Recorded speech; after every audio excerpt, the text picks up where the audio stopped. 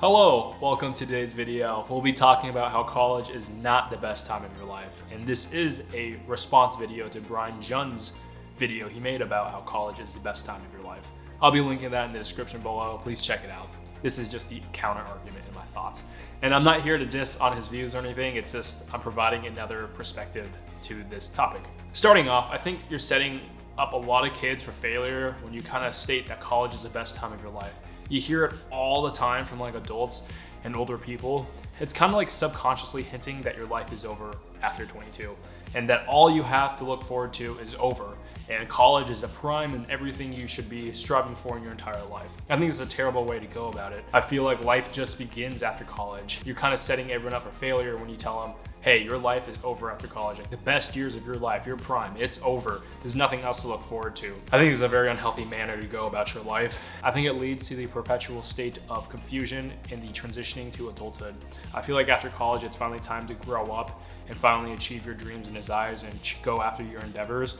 But when you tell everyone that your best and prime years are away, it's already happened. I feel like you kind of kill the motivation to strive to become better and kind of design your life the way you wanted since you were a child.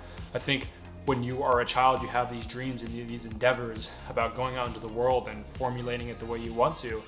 And then when everyone's telling you that the best years are over, it kind of disheartens your motivation to get better and kind of to go after these dreams that you set out as a kid. I think another thing is it's just like, during college, yes, you might be in the most social environment possible, but I feel like your happiness and joy kind of changes and it gets redefined as you get older. Yes, when you're younger, you might define happiness as just partying, having a great time on the beach, or just, I don't know, on a yacht. Who was on a yacht in college? Maybe these super rich kids, but I think maybe just playing beer die in the backyard. And it's just like, yeah, maybe that's what is important to you at 20 to 22, but as you get older, I feel like finding joy changes as you mature. I think I talked to a professor of mine and he kind of told me, he's like, yeah, like, well, he had a band in college and he had a great time partying and playing at these awesome bars and getting fucked up and meeting girls. He says he would never replace his life to go back into the good old days. He has an awesome wife and he's about to start a family. And he says this is the happiest it's ever been.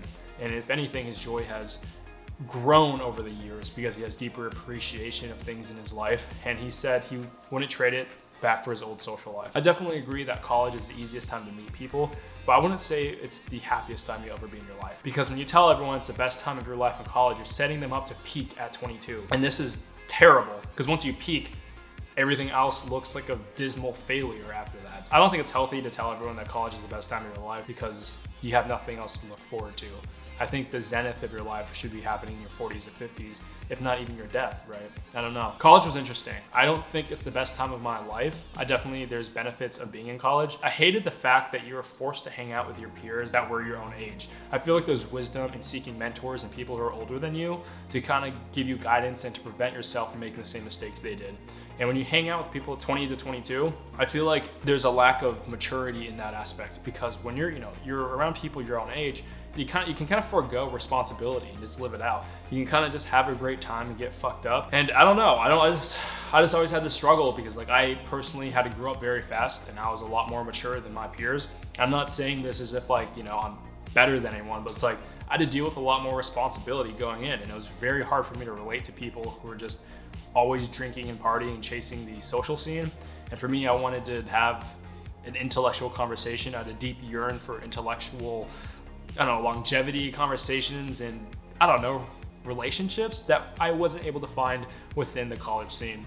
A lot of my personal relationships was actually with professors. I was just in awe of their lives. Think about it, they're teaching a subject that they're very passionate about and they're at the top of their class and now they found a job doing something they're passionate about and they're able to get paid for being super smart. The knowledge that they embarked upon me was so invaluable that I wouldn't trade it for anything. I think a lot of my loneliness and depression I faced during college was trying to fit in and never finding a group.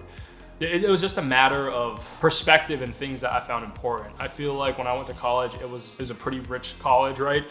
It was a privilege to attend that college, and these kids kind of never really had to deal with any adversity or financial issues in their life. These kids would just kind of have like Mercedes, BMWs and everything as their first cars. And I remember like when they're trying to find housing, their parents just bought them a house because they didn't want to live in an apartment. I'm not saying everyone in my college was like that, but it was a very wealthy school and it was predominantly white. And just trying to relate with that when you come from a family of immigrants reality and things I found important, I was in awe of. Just because the way kids would flaunt their money and clout, it's a difficult thing to realize, honestly. You may have all the time in the world with little to no responsibility, but if anything, I feel like there's no purpose. I mean, going to school and getting good grades, like you could say that's your purpose, but there's no underlying mission to your life. You don't have a direction. If anything, you're kind of just spinning your wheels. You're just going with the flow, and there's some beauty in that as well. But for me, I was trying to go to college, get an education, to get a good job after college so I can finally provide. The one thing that just stuck out to me was just always being broke. Like, god damn, like when you're in college, you're just so fucking broke. Like, you know, you're going to class for like 20 to 30 hours a week, and then you go to your part-time job, you can work 20 to 40 hours, but you're getting paid like minimum wage. You're getting paid dirt. You know, during college, like there are legitimate bills you need to do. And unless your parents are paying for everything, like at my university, a lot of the kids did, their parents would just pay for their cars, tuition, housing, and give them fun money. It's like when you're trying to survive and balance bills and go to school, like it's just so difficult. Like, you know, you're intellectually adept, but you're getting paid wages that just don't represent your qualifications. It doesn't represent your intellectual level. You're just getting paid dirt, and just kind of is a negative, disheartening factor to think that like, am I just worthy? Am I valuable? If I was smart and valuable, why am I getting paid fucking $10 an hour? And then some of these jobs just won't even hire you because, I don't know, you just get like low-level jobs during college. And that was just a frustrating thing. It's just like, you're just always broke. And if anything, your health isn't the best when you're broke because you're just stressed. And I guess leads to my next topic. During college, like stress and depression is very, very real. As a psychology major, I learned all the statistics of college. I think like 50% of people in college are depressed. I can find the sources and link below. I think it's even going higher. And the level of people going on medication because of depression and anxiety is skyrocketing. It's unbelievable levels.